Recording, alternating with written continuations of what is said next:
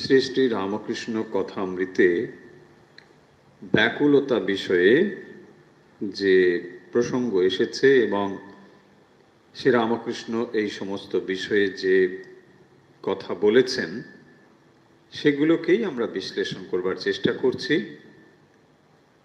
আজকের এই অনুধ্যানও ঠিক সেই একই বিষয়ে, আগেই বলা হলো ব্যাকুলতা বিষয়ে।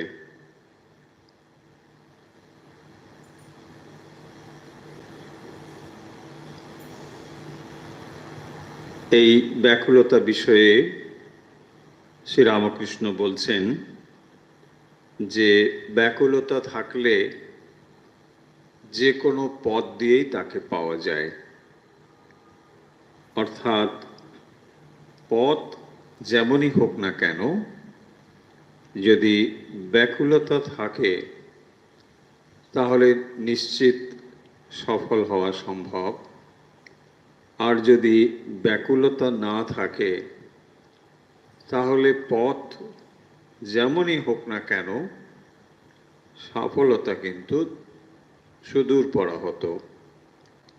ফলে এই প্রসঙ্গগুলোই এখানে আলোচনা হচ্ছে ব্যাকুলতা বিষয়ে।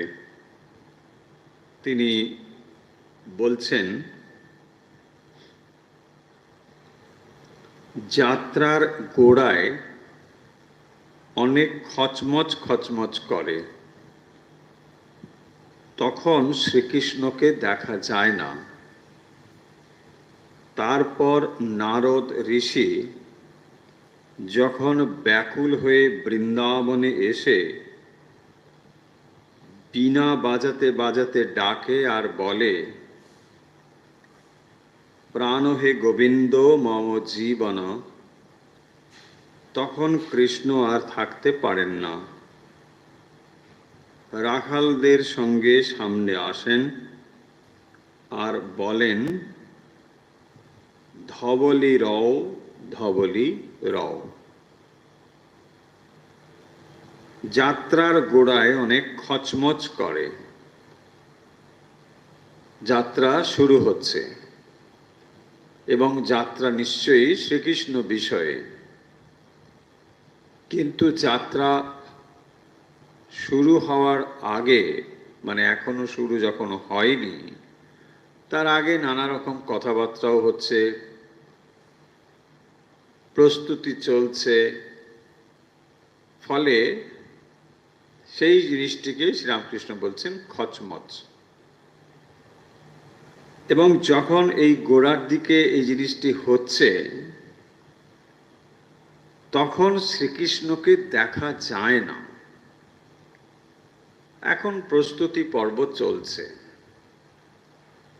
শ্রীকৃষ্ণকে কখন দেখা যাবে না, যাত্রা যখন একটু শুরু হবে, একেবারে প্রথমেই তো আর হবে না। সেই জন্য বলছেন গোড়ায় অনেক রকম খচমচ থাকে। আবার শুধু তাই নয়, তারপর নারদ ঋষি যখন ব্যাকুল হয়ে বৃন্দাবনে আসেন, তাহলে ভগবান কখন আসবেন তার আগে নারদ ঋষি আসছেন। তিনি এসে ব্যাকুল হয়ে বীণা বাজাতে বাজাতে প্রবেশ করছেন, বলছেন, প্রাণ হে গোবিন্দ মম জীবন। তো যখন এইরকম হচ্ছে তারপরেই আমরা দেখতে পাবো যে কৃষ্ণ আর থাকতে পারছেন না, তিনি এসে হাজির হয়েছেন। তার মানে প্রথমের দিকে অনেক খচমচ থাকতে পারে,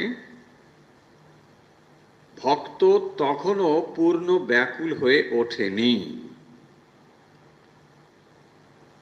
যখন পূর্ণ ব্যাকুল হয়ে উঠল তারপরে ভগবান এসে হাজির হচ্ছেন। তাই প্রসঙ্গ চলছিল ব্যাকুলতা, এখানেও সেই প্রসঙ্গেই বলছেন যে যখন নারদ এসে বীণা বাজাচ্ছেন, ভগবানকে আহ্বান করছেন, ভগবান এসে উপস্থিত হচ্ছেন, রাখালদের সঙ্গে সামনে আসেন আর বলেন, ধবলি রও, ধবলি রও। ধবলি হচ্ছে গাই। তখন ভগবান এসে হাজির হচ্ছেন।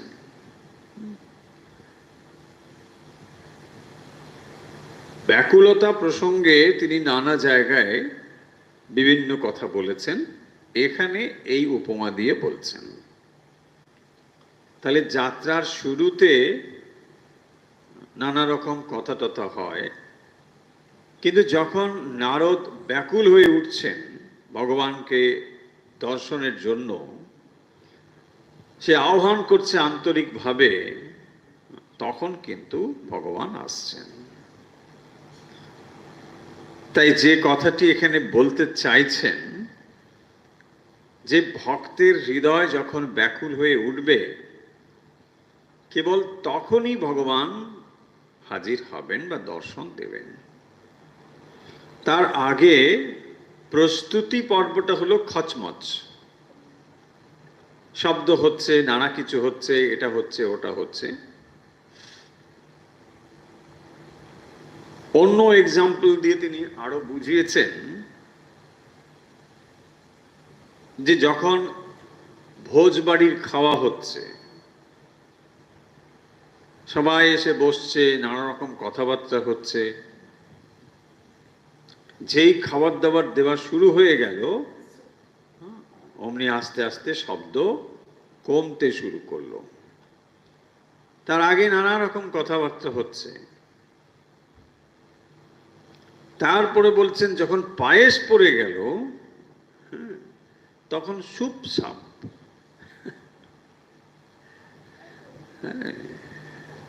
কারণ খাওয়ার এক এক রকম বিষয়ের এক এক রকম ব্যাপার আছে। চর্ব, চস্য, লেহ, পেয়, এসব নানা রকম আছে। সেই অনুযায়ী শব্দ তৈরি হবে, তাই না? যখন একটা বিরাট ধরুন শক্ত জিনিস, তার সঙ্গে যুদ্ধ করতে হবে, তো তখন আপনাকে নানা রকম ভাবে শব্দ টব্দ করে এটা করতে হবে, তাই না? এই জন্য কত রকম কথা জানা যায় না। একজন বলছেন হাড় ভাঙা পরিশ্রম। তা আমি ভাবলাম, বাবা, তাহলে তো শুধু হাড় ভাঙা পরিশ্রম একটা বাংলা শব্দ আছে বটে। বলছে ব্যাপারটা ওটা নয়। ভোজবাড়িতে যখন হাড্ডি চেবাচ্ছে, সেই যে পরিশ্রম, সেইটা হচ্ছে হাড় ভাঙা পরিশ্রম। তার কথাটা ঠিকই আছে। হাড় খাওয়া সেটা সোজা নয়, তাই না? এই যে নানা রকম শব্দ, পায়েসে যখন চলে এলো সুপসাপ, তাই না? তার মানে দেখুন এই কথার ভেতর দিয়ে কত সুন্দর ব্যাপার রয়েছে, যে যখন ভক্তের মন অন্তর্মুখী হচ্ছে না, তখন নানা রকম অভিব্যক্তি রয়েছে। শব্দগুলো তারই যেন ব্যঞ্জনা। যখন ধীরে ধীরে অন্তর্মুখী হচ্ছে ভক্ত, তখন বাইরের দিকটা কমে যাচ্ছে। কি সুন্দর, এটা বেশ মজা করে খাচ্ছে। তখন কি আর ওই প্রথমের দিকে যেরকম গল্প ছিল সেটা কি এখন আছে? নেই, তাই না? প্রথমের দিকে ছিল এটা ওটা ওটা নানা রকম হচ্ছে। হাতা টাতা গুটিয়ে বসলো, বাস ভালো করে খাওয়া দাওয়া করলো, তখন প্রস্তুতিটা আছে। কিন্তু যখন খাওয়া এসে গেছে, তখন কিন্তু খাওয়ার দিকেই পূর্ণ মনটা, মানে আস্তে আস্তে অন্তর্মুখী হয়ে আসছে। যখন শেষের দিকে এলো, বলছেন সুপসাপ, দই টই পড়ছে, পায়েস মিষ্টি এসব এলো। তারপরে বলছেন আর কোনো শব্দ নেই, নিদ্রা, তাই না? অবশ্য নিদ্রা একটা শব্দ আছে, সেটা অন্যরকম।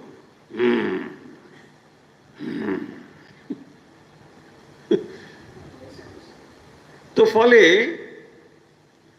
ব্যাকুলতা জিনিসটি দেখুন, যত মন গভীরের দিকে যাবে তত বাইরের ব্যঞ্জনা, অভিব্যক্তি, প্রকাশ এগুলো কমে আসবে। সোজা কথা, বিষয়ের দিকে মন কমে আসবে।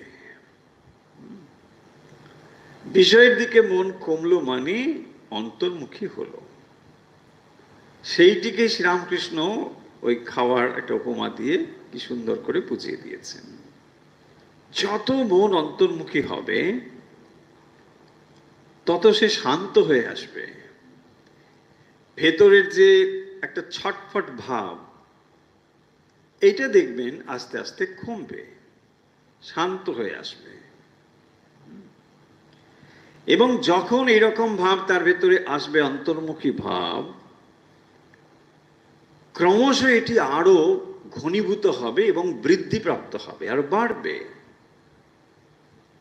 মনের আসলে গতি হলো যে যখন সেটি বহির্মুখী হবে তখন যেন ক্রমশ বহির্মুখী হচ্ছে, আরো বাইরের দিকে যাচ্ছে, আরো ছড়িয়ে পড়ছে। আর যদি একবার অন্তর্মুখীর স্বাদ পায় তাহলে সেটা ক্রমশ অন্তর্মুখী হয়ে যাবে। মজা হলো এখানে। তাই একবার যদি তাকে অন্তর্মুখী স্বাদ দিতে পারেন, যে দেখো শান্ত হয়ে থাকাটাই তো আসল, ছটফট করে কি হবে, আর মন যদি এই কথাটা একবার বুঝে নিতে পারে তখন দেখবেন ক্রমশ মন অন্তর্মুখী হবে। যাত্রার গোড়ায় খচমচ থাকে, কিন্তু যখন নারদ এসে ভগবানের জন্য ব্যাকুল হচ্ছেন, প্রাণ হে গোবিন্দ মম জীবন দেখা দাও, তখন ওখানে শ্রীকৃষ্ণ ভাবছেন যে এখন আমাকে যেতে হবে। তখন তিনি দর্শন দিচ্ছেন, উপমা দিয়ে এখানে ব্যাকুলতা বোঝাচ্ছেন।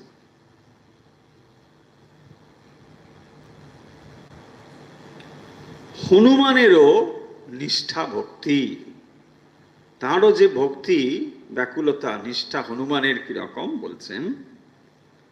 দাপর যুগে দ্বারকায় যখন আসেন, কৃষ্ণ রুক্মিণীকে বললেন, হনুমান রাম রূপ না দেখলে সন্তুষ্ট হবে না। ভগবান রামচন্দ্র যখন এসেছিলেন তখন তিনি হনুমান রূপে অবতীর্ণ হয়েছিলেন, ভক্ত ভগবানের। তাই তিনি রাম রূপ ধরে বসলেন। আসলে কৃষ্ণ তো দাপরে কৃষ্ণ। তিনি রুক্মিণীকে বোঝাচ্ছেন যে এই হনুমান একটি রূপ পছন্দ করে, সেটি হলো রাম রূপ, অন্য কোনো রূপ তার পছন্দের নয়। এই যে নিষ্ঠা তার প্রতি, সেটাই বলছেন। তাই রাম রূপ ধরে তিনি অবতীর্ণ হচ্ছেন, আর উনি তাকে চিনতে পারছেন।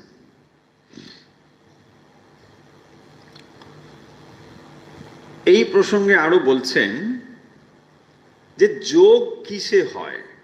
আমরা ব্যাকুলতা বিষয়ে যেখানে যেখানে আলোচনা রয়েছে কথামৃতে, সেগুলোকে এক জায়গায় নিয়ে এসে আলোচনা করছি। শ্রীরামকৃষ্ণ বলছেন যোগ কিসে হয়। টেলিগ্রামের তারে অন্য জিনিস বা ফুটো না থাকলে হয়। এক্সাম্পল দেখুন, শ্রীরামকৃষ্ণ টেলিগ্রাম সম্বন্ধেও অবহিত ছিলেন। এখন টেলিগ্রামের কোনো ব্যাপার নেই, আগেকার সময় টেলিগ্রাম ছিল।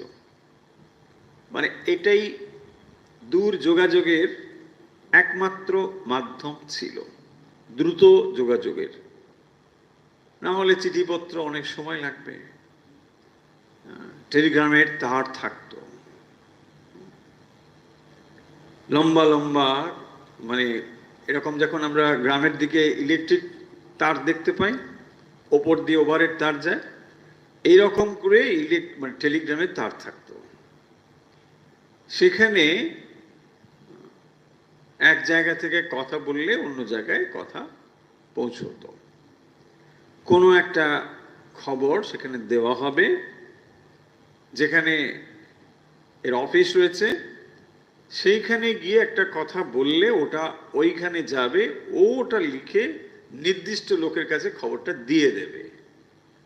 এই রকম এত পুরনো একটা ব্যবস্থা তখন ছিল। কিন্তু এটা কমিউনিকেট হতো কিসের? তারের ভেতর দিয়ে। একজন মানুষ গিয়ে একজনকে খবরটা দিতে চায়, সে ওই অফিসে গিয়ে বলবে যে আমি এই লোককে এই কথাটা বলতে চাই, ওরাই সেটা কমিউনিকেট করবে, আপনি পারবেন না। সেটা কমিউনিকেট করে ওখানে যে আছে এই খবরটা লিখে ওখানে সে জানিয়ে দেবে যে হ্যাঁ এই খবর এই এই এই। ছোট্ট করে লিখতে হবে, বেশি লিখলে দাম বেশি, খরচ বেশি পড়বে। যত অল্প শব্দে লেখা যায়, ফাদার ইল কাম শুন, ব্যাস এরকম অল্প পয়সা হয়ে যাবে। কিন্তু এর মূল যে কথাটা এখানে বলা হচ্ছে সেটা হলো, এই তারের মধ্যে যদি কোনো ফুটো থাকে বা অন্য কোনো জিনিস যদি ওখানে কানেক্ট হয়ে যায়, তাহলে কিন্তু কথাটা যাবে না। দেখুন কত রকম সমস্যা ছিল। এখন আমরা মুহূর্তে পৃথিবীর এক প্রান্ত থেকে অন্য প্রান্তে খবর পেয়ে যাই, সেটা এরকম ছিল না। সেইটি তিনি বলছেন যে টেলিগ্রাফের তারে অন্য জিনিস বা ফুটো না থাকলে হয় কি হয়? যোগ কিসে হয়? তাহলে একটি প্রান্ত থেকে আরেকটি প্রান্তের যে যোগ, এই যোগটিকে শ্রীরামকৃষ্ণ তুলনা করছেন এক প্রান্তে ভক্ত আর এক প্রান্তে ভগবান। হ্যাঁ, ভক্ত ভগবানকে টেলিগ্রাফ করছে। তো সেই টেলিগ্রাফে হ্যালো হ্যালো শ্রীরামকৃষ্ণ, হরেন হরেন দেখ কি বলে, এরা আমার টেলিগ্রাফ নম্বর পেল কি করে? না ঠাকুর, ওরা সব জোগাড় করেছে। হ্যাঁ, বলছেন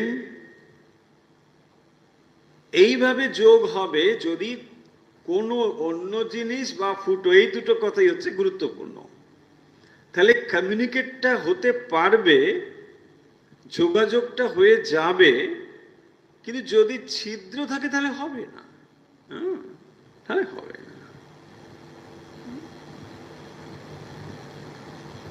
তাহলে হয়ে যাবে। যদি ছিদ্র না থাকে হয়ে যাবে। ছিদ্র তাহলে কিসের? এখানে বলছেন বিষয়াসক্তি। ছিদ্রটা হচ্ছে বিষয়াসক্তি।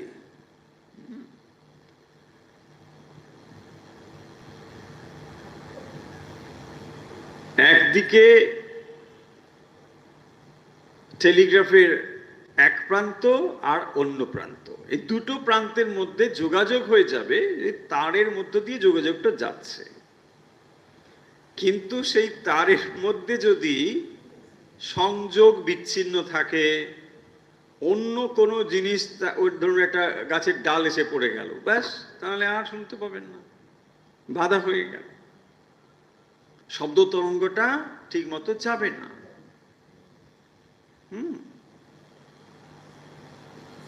টরে টক্কা টরে টক্কা, টক্কা টক্কা টরে টরে, টরে টক্কা টরে টক্কা, এই হচ্ছে ওদের ভাষা। মানে এইভাবেই ওরা কমিউনিকেট করে। যন্ত্র এভাবেই শব্দটাকে বুঝতে পারত, তখন এভাবেই ছিল। বিষয়াসক্তি থাকলে তাহলে এই কমিউনিকেশনটা করা যাবে না। তাহলে ছিদ্র হচ্ছে এটাই। তাহলে আমরা চেষ্টা যে করছি, আগে ছিদ্রটাকে বন্ধ করতে হবে।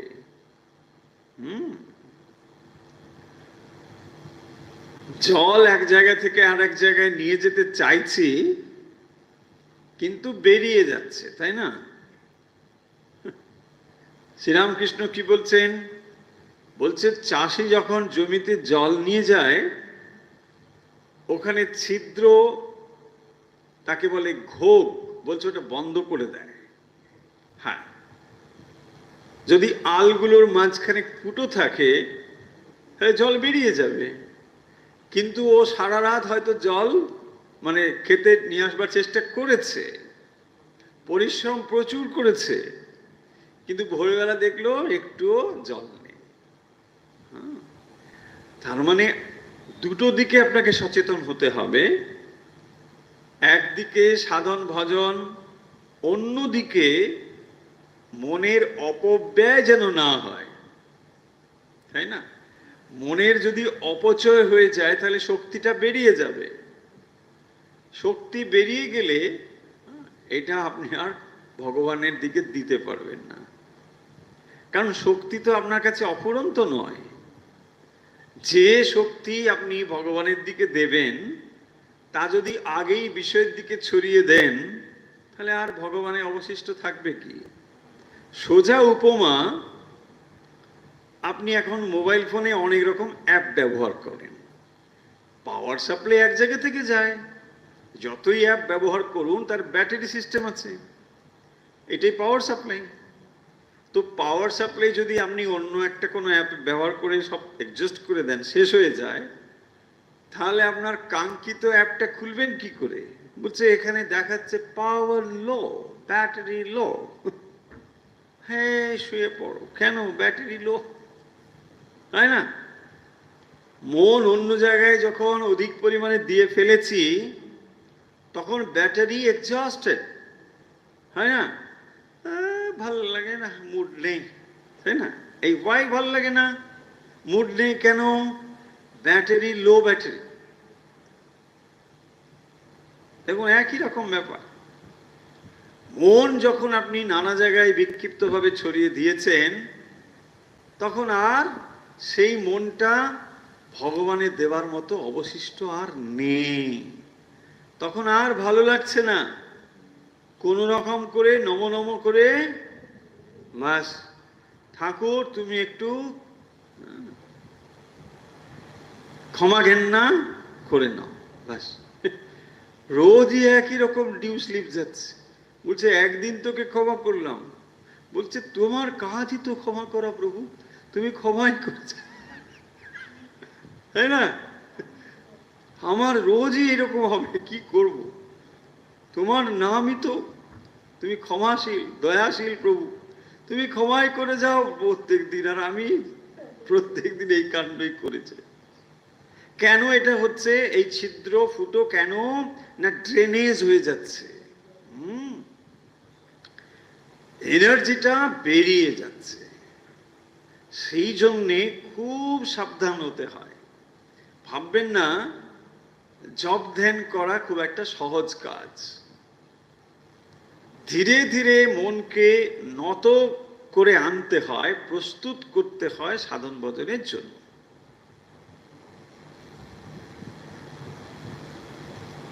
2 ঘন্টা কায়িক পরিশ্রম করা সহজ 2 ঘন্টা জপ ধ্যানের তুলনায়।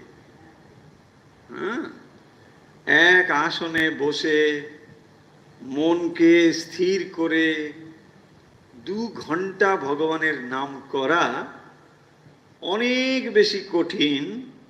তার থেকে যদি বলা হয় যে 2 ঘন্টা তুমি কায়িক কোনো পরিশ্রম করো, এটা সহজ। হ্যাঁ হ্যাঁ, ওইটাই ওইটাই ওইটাই ঠিক আছে, ওইটাই বলো, ওইটাই আছে, তাই না? ফলে এই প্রিপারেশন না থাকলে হবে না।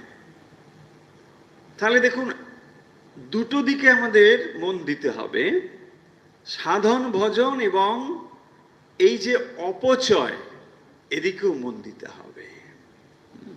তা নাহলে সাধন ভজনের উন্নতি বুঝতে পারবো না।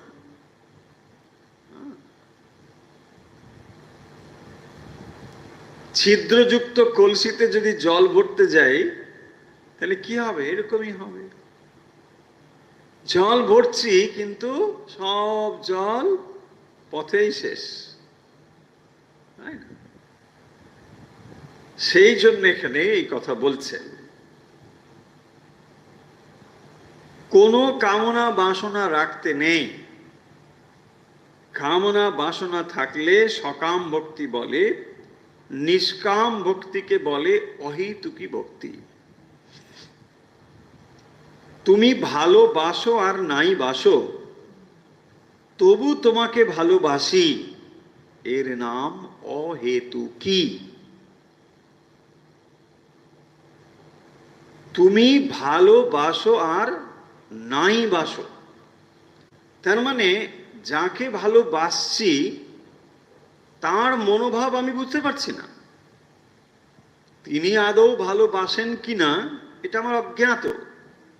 দেখুন, তিনি যদি ভালোবাসেন আর আমিও যদি বাসি, এটা বাহাদুরি কিছু নেই, এটা স্বাভাবিক।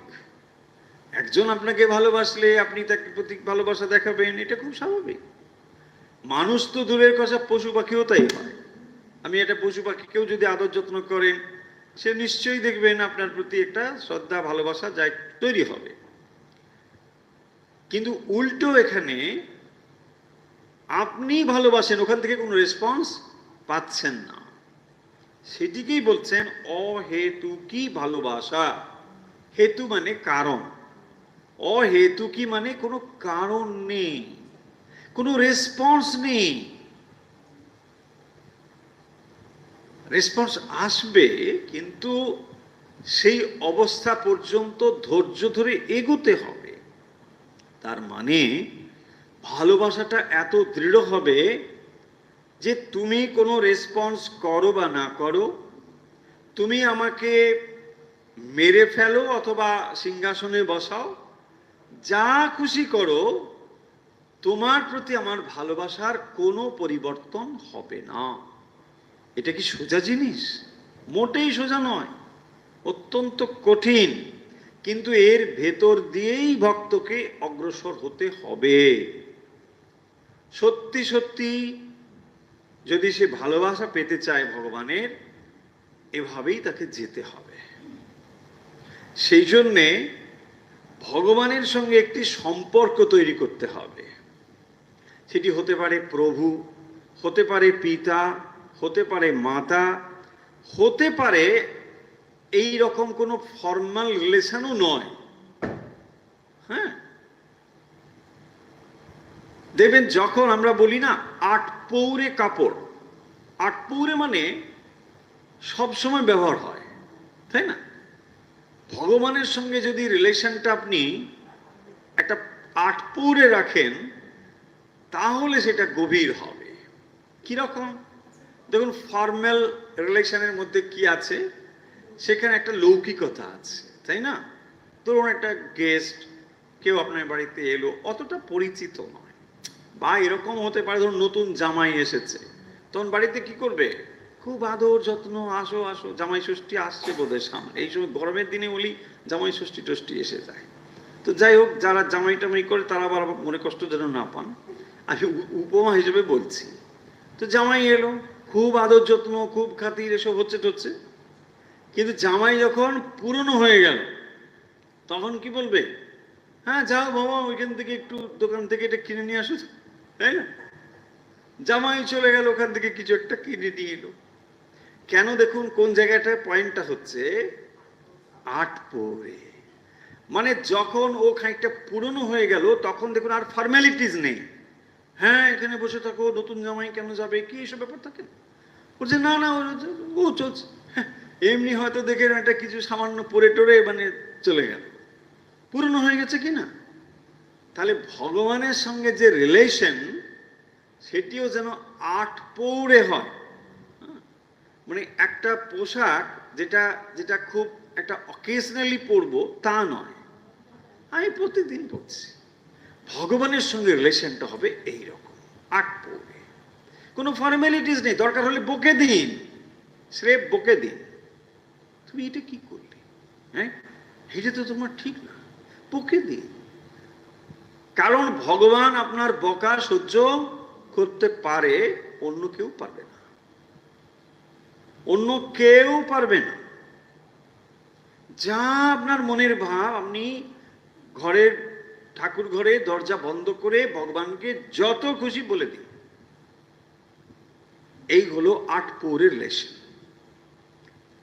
তাই ভগবানের সঙ্গে একটা সম্পর্ক তৈরি করতে হবে নিবিড়ভাবে, যা আপনি সব তাকে বলতে পারেন, সব শেয়ার করতে পারেন। এইভাবেই চলবে। প্রতি মুহূর্ত তার সঙ্গে আপনি কানেক্ট থাকবেন। বাড়ি থেকে যখন বেরোচ্ছেন তাকে বলে যাবেন, যখন ফিরছেন আবার ফিরবেন। তিনি সর্বদাই দেখবেন, এইভাবে যদি আপনি অভ্যাস করেন তখনই দেখবেন সর্বদাই তার সান্নিধ্য আপনি লাভ করতে পারবেন, সর্বদাই। আপনাদের অনেকবার অনেক প্রসঙ্গে ব্রাদার লরেন্সের গল্প বলেছি আপনাদের। একজন ধর্মযাজক ছিলেন, কিন্তু তিনি আসলে এটা মনেস্ট্রিতে রান্না বান্না এইসব কাজ করতেন প্রথমের দিকে। কিন্তু ওই কাজের দ্বারাই তিনি ঈশ্বর সান্নিধ্য লাভ করেছিলেন, ব্রাদার লরেন্স। আপনি সার্চ করলে পেয়ে যাবেন, ইউটিউব সব, গুগল টুগুলে সব জায়গায় রয়েছে।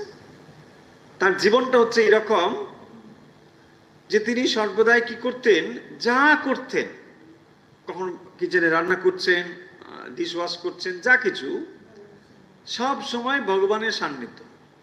এবং এটা প্রথমের দিকে ইমাজিনেশনই ছিল, কল্পনাই ছিল। ধীরে ধীরে তিনি এটাই উপলব্ধি করলেন যে সত্যিই ভগবান তার সঙ্গে রয়েছে। সো এটা হলো একটা প্র্যাকটিস।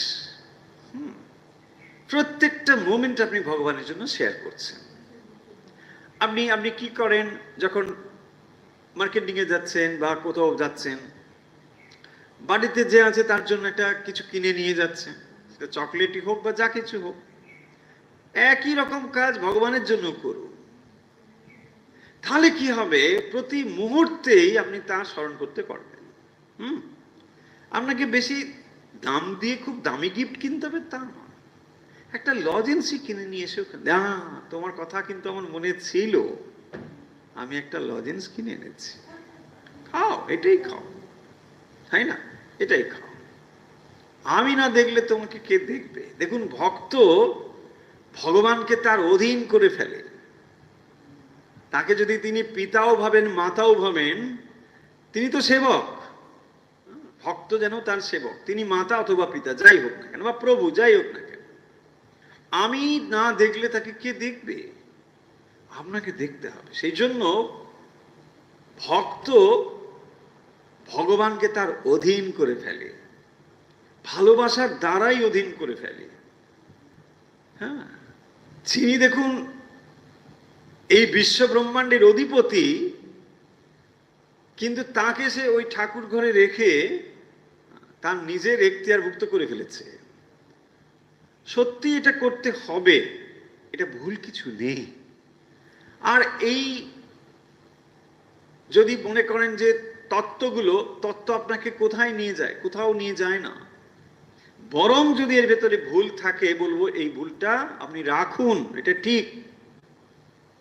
দেখুন, সেই পরমেশ্বর যখন বলা হয় তিনি সর্বব্যাপী পরমেশ্বর, চৈতন্য স্বরূপ, গালগোলা শব্দ কিচ্ছু আপনার মনে দাগ কাটে না।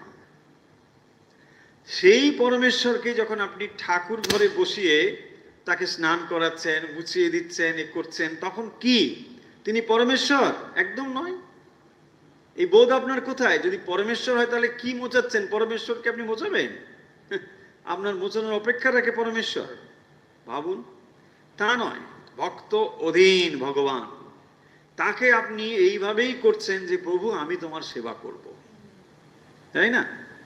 তুমি মহান, তুমি বিশাল, আমি ধরতে পারি না, বুঝতে পারি না, কিন্তু আমি যতটুকু পারি তোমাকে আমি সেবা করব, আমার মতো করে সেবা করব। তুমি ঐশ্বর্যমান, কি তোমার ঐশ্বর্য, এসব আমার কিচ্ছু জানার নেই, আমি জানতেও চাই না, আমি তোমার সেবা করব।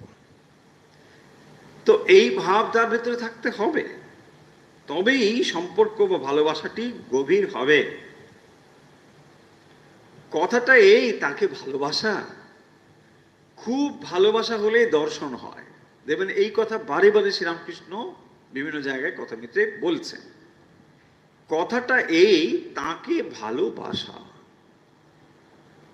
এখন দেখুন, এক একজনের মনের গঠন অনুযায়ী ভালোবাসা এক এক রকম ভাবে হতে পারে, কিন্তু সেই জন্য বলছেন কথাটা এই, মানে মূল বিষয়টা হলো এই, তুমি যেমন করে বুঝতে পারো, তুমি তোমার মতো করে কতগুলো জিনিস যদি ভেবে নাও, কোনো ক্ষতি নেই। তোমার যাতে সহজে মন ওদিকে যায় তুমি সেভাবেই ভাবো, কিন্তু ভালোবাসা নিয়ে আসতে হবে। খুব ভালোবাসা হলে দর্শন হয়। দেখুন, শ্রীরামকৃষ্ণ তো মিথ্যে কথা বলবেন না, আর তার জীবনের উপলব্ধি থেকেই তো কথা বলছেন। খুব ভালোবাসা হলে দর্শন হয়। সতীর পতির উপর টান, মায়ের সন্তানের উপর টান, বিষয়ের উপর টান। আগে এগুলো ব্যাখ্যা করা হয়েছে। তিন টান একত্র হয় তবে ঈশ্বর দর্শন হয়। তাহলে ভালোবাসা একটা ঘনীভূত রূপ হওয়া চাই। যে ভালোবাসাগুলো জাগতিকভাবে আমরা বুঝি সেগুলোকেই মায়ের টান, বিষয়, সতীর পতির উপর, এইগুলো দিয়ে বোঝানো হয়েছে। তার মানে ভালোবাসার একটা পরিপক্ক, পরিপূর্ণ একটা অবস্থা চাই, সেইটি না হলে হবে না। তাই বলছেন এইভাবে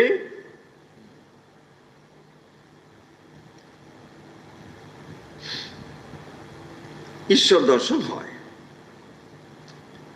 অন্যত্র বলছেন, নারদ রামকে বললেন, রাম, তুমি অযোধ্যায় বসে রইলে রাবণ বধ কেমন করে হবে?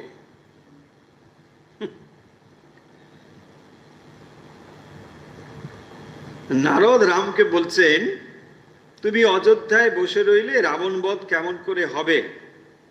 আর তুমি যে সেই জন্য অবতীর্ণ হয়েছ, তুমি এখানে থাকলে তো হবে না। তোমাকে তো যা যা পরপর কাহিনী সব হবে, তারপরে সীতা দেবী যাবে, রাবণ বধ হবে, লঙ্কা, এইসব নানা কাণ্ড হবে। রাম বলছেন, নারদ, সময় হোক, রাবণের কর্ম ক্ষয় হোক, তবে তার বধের উদ্যোগ করব। সময় হবে, সেই জন্যে রামচন্দ্র অপেক্ষা করছেন। যখন ঠিক অবস্থা হবে তখন আস্তে আস্তে তিনিও কিন্তু যাত্রা করবেন।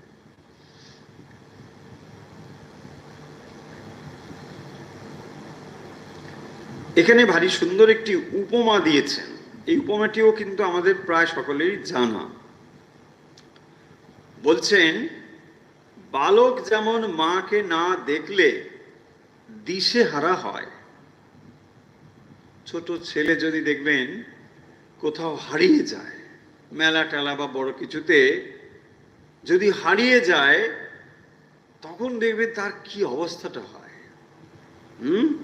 তাকে যদি আপনি দামি খাবার দেন, মানে ভালো কিছু গিফট দেন, কিচ্ছু সে শুনবে না, কেবল মা মা চিৎকার করবে। করে কি না?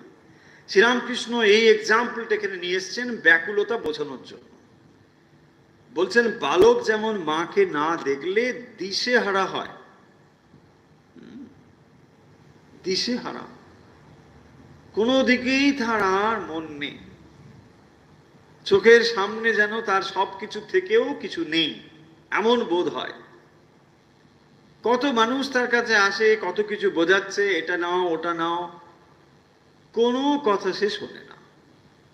মন তখন একমাত্র ঈশ্বরের দিকে স্থির হয়েছে, এটাই বোঝাচ্ছে। সন্দেশ মিঠাই হাতে দিয়ে ভোলাতে যাও, কিছুই চায় না, কিছুতেই ভোলে না, আর বলে না আমি মার কাছে যাব। কিচ্ছু সে নিতে চায় না। সেই রকম ঈশ্বরের জন্য ব্যাকুলতা চাই।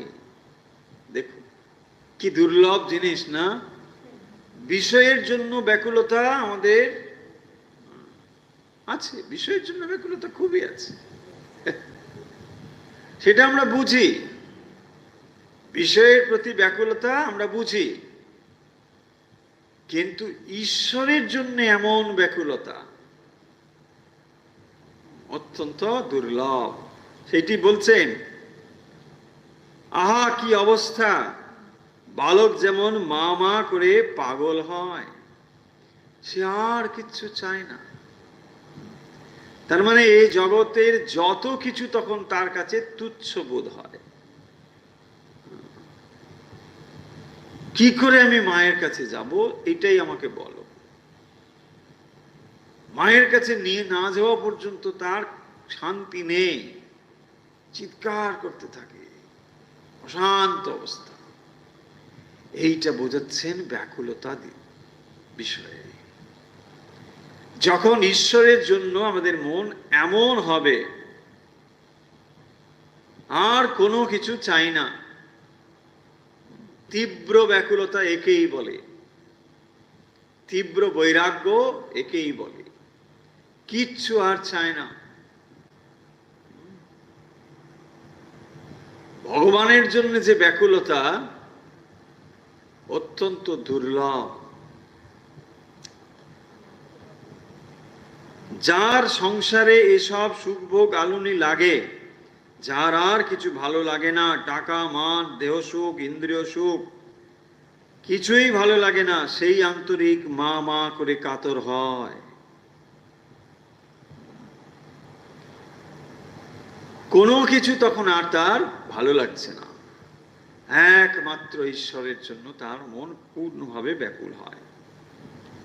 তারই জন্যে মার আবার সব কাজ ফেলে দৌড়ে আসতে হয়। যখন সে একমাত্র মায়ের জন্য চিৎকার করতে থাকে, মাও তখন তাকে দর্শন দেওয়ার জন্যে ব্যাকুল হয়, ছুটে আসে। ভগবান ভাগাভাগি পছন্দ করেন না। মানে আমি 50% ভক্ত, 50% বিষয়ী, এইটা পছন্দ করেন না। যা হবে 100% হও, তাহলেই হবে, তাই না? যখন বলো আমি 100% বিষয়ী, বলছে কোনো কথা নেই, তাই করো। আপনি যখন বিষয় পরিপূর্ণভাবে মন থেকে ত্যাগ করবেন, 100% ব্যাকুলতা হবে, ভগবান তখনই কেবল আসবেন, তার আগে আসবেন না। এখন প্রশ্ন হতে পারে যে তাহলে 100% পারফেকশন হওয়া, একটা ধরুন আমি নির্দিষ্ট পয়েন্ট ভাবলাম যে এই সময়ে গিয়ে 100% পিওর হয়ে গেল, তাহলে আগে অবধি কি হবে? 100% ব্যাকুল হওয়া, তার পূর্ব অবস্থাগুলো তাহলে কিরকম হবে? তাতে কি আমাদের কোনো বোধ হবে না? আমরা কি কিছুই বুঝতে পারবো না? বোঝা যাবে। বলছেন শ্রীরামকৃষ্ণের উপমা, যত সমুদ্রের দিকে এগোবে সমুদ্রের শব্দ শুনতে পাবে, আবার বাতাসের একটা ঠান্ডা ভাবও পাবে। আপনি সমুদ্রের দিকে এগোচ্ছেন, তাহলে সমুদ্রের বাষ্প জল সেগুলো বাতাসের সঙ্গে মিশে ঠান্ডা করে আপনার দেহকে স্পর্শ করছে, একটা শীতলতা অনুভব করবে। তাহলে সমুদ্রের দিকে অগ্রসর হলে, এখানে ঈশ্বরের দিকে যখন অগ্রসর হচ্ছেন, এখন অনেকটা দূরে, সমুদ্র থেকে আপনি দূরে, কিন্তু তবুও যে কিছুই অনুভব হবে না তা কিন্তু নয়। তাহলে কি অনুভব হবে? শীতলতা অনুভব হবে, বাতাস ঠান্ডা মনে হচ্ছে আর বেশি দূরে নেই। সমুদ্রের হিল্লোল কল্লোল এগুলো শোনা যাচ্ছে, একটা ঢেউ শব্দ শুনছেন, এই একটা সমুদ্র বোধহয় আসছে। কখনো হয়তো কোনো এক মুহূর্তে আপনি একটা সামান্যতর একটা কিছু অনুভব করলেন, সেটি আপনাকে আরো বেশি ঈশ্বরমুখী করবে। আপনি তখন ভাববেন আমার যাত্রা ঠিক আছে। আরো উপমা দিয়ে বলা যায় যে ধরুন একজন অনেক দিনের ক্ষুধার্ত, অনেক দিন ধরে সে খায়নি, তার সামনে যখন খাবার রাখা হচ্ছে তখন সে কি করছে? খাবার দেখেই তার মনে আনন্দের অনুভব হচ্ছে, এতদিন পরে আমি খেতে পাচ্ছি। খাবারগুলো দেখলেই তার ভিতরে আনন্দ অনুভব হচ্ছে। তখন সে খায়নি, কেবল খাবারগুলো দেখতে পাচ্ছে। যখন সে খাচ্ছে, একটু খাবার মুখে নিয়েছে, যেমন তার ভালো লাগছে, সঙ্গে সঙ্গে দেখবেন দৈহিক শক্তিও ফিরে পাচ্ছে। এত দুর্বল ছিল, খাবার মুখে নেওয়ার ফলে ফলে ফলে তার আনন্দ হচ্ছে, দৈহিক শক্তিও ফিরে পাচ্ছে। তার মানে যেটা বলতে চাই যে 100% পূর্ণ হলে ভগবানের আপনি পূর্ণ ভক্ত হয়ে উঠবেন, তার দর্শন পাবেন, এটা যেমন ঠিক, তার পূর্বে যে কিছুই বোঝা যাবে না তাও কিন্তু নয়।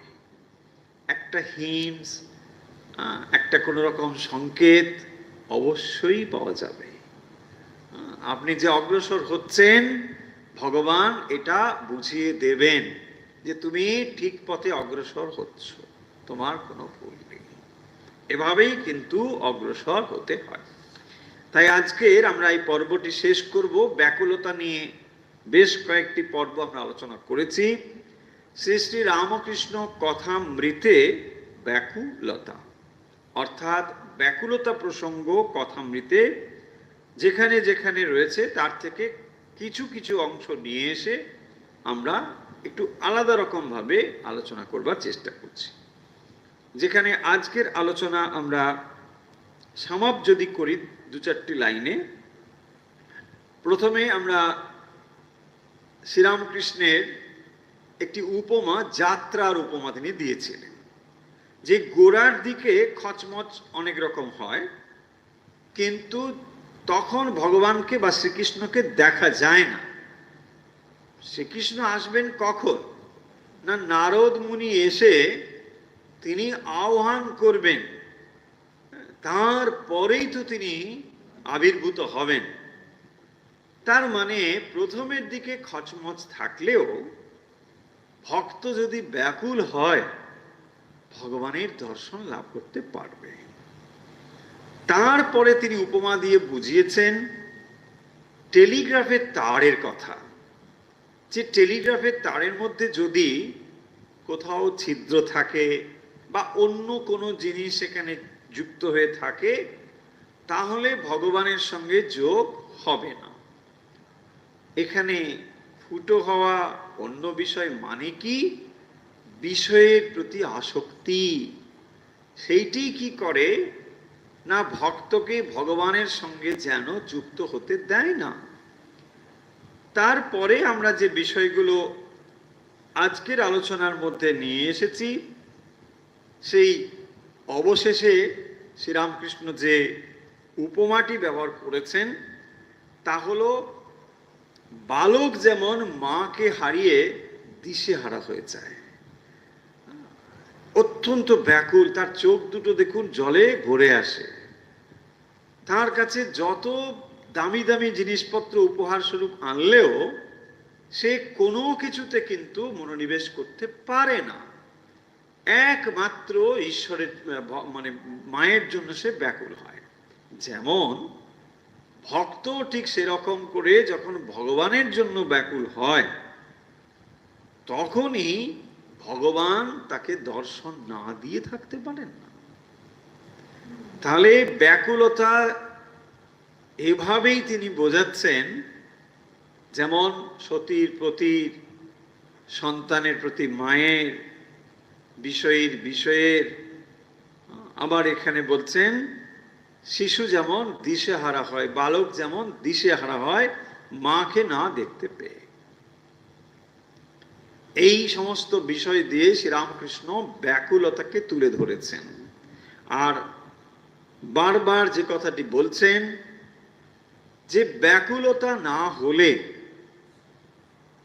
যে পথ দিয়েই তুমি যাও না কেন তার ফল তুমি লাভ করতে পারবে না। ব্যাকুলতাই হলো ঈশ্বর লাভের মূল সোপান। ব্যাকুলতা চাই। শ্রীরামকৃষ্ণ বলছেন ধিমে তেতালায় হবে না, ত্রিতাল, ধিমে মানে ধীর লয়, আস্তে আস্তে করে বাজাচ্ছে। ধি না ধি, ধি না ধি না ধি, ধি হবে না। ধি না দি দিন না, ধি না দি দিন না, ধি না দি দিন না।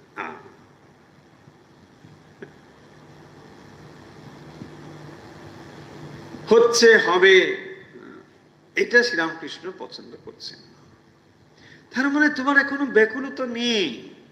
আবার ব্যাকুলতাহীন ভাবে যদি যাত্রা হয়, শুধু যে গন্তব্যে পৌঁছতে পারবো না তা নয়, গন্তব্য থেকে দূরে সরে যেতেও পারি ব্যাকুলতাহীন ভাবে যদি যায়, তাই না? দেখুন, আপনি বেরোলেন একদিন, কোনো নির্দিষ্ট ঠিক গন্তব্য ঠিক নেই, বেরোচ্ছেন, এই একটু ঘুরে আস বলে বেরিয়ে পড়লেন।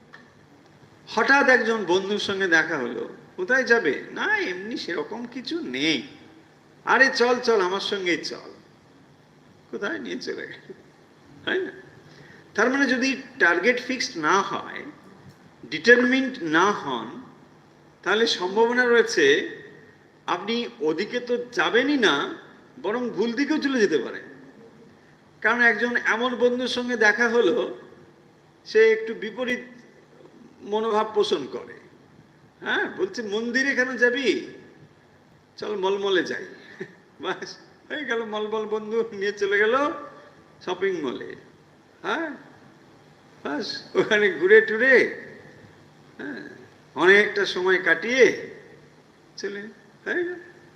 ভেবেছিলেন একটু একটু ছিল মন্দির যাবেন, একটু একটু ছিল, তীব্র ব্যাপারটা ছিল না। এই হচ্ছে ভয়ঙ্কর অবস্থা।